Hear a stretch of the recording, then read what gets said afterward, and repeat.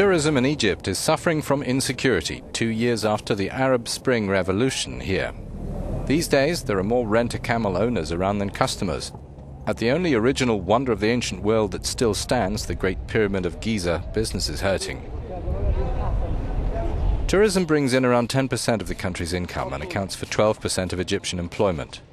The year before the Arab Spring uprisings, 2010, it rang up €9.5 billion with around 15 million tourists. The revolution early in 2011 would see a 30% dive in receipts, although last year saw a 16% recovery. The Islamic government forecast for 2020 is double the number of tourists, 30 million. But that will depend on political stability. With sectarian strife, labor demonstrations and the common phenomenon of baltagiya organised bullying squads, the Minister of Tourism, Hisham Zazou, is said to have called for broad political support to ensure the protection and sustainability of tourism.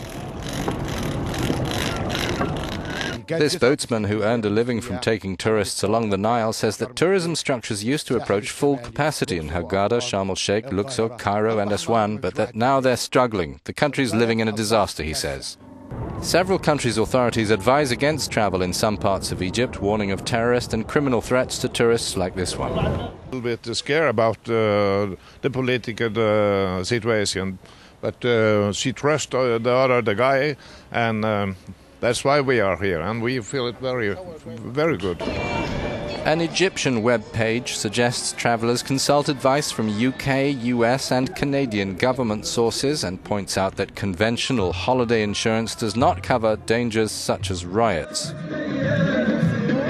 Our correspondent in Egypt says before the Egyptian revolution, places like this were filled with Arab and foreign tourists, but today we see beautiful places empty, where hospitality entrepreneurs are hoping for a revival after being kept in the shade by political and security uncertainty.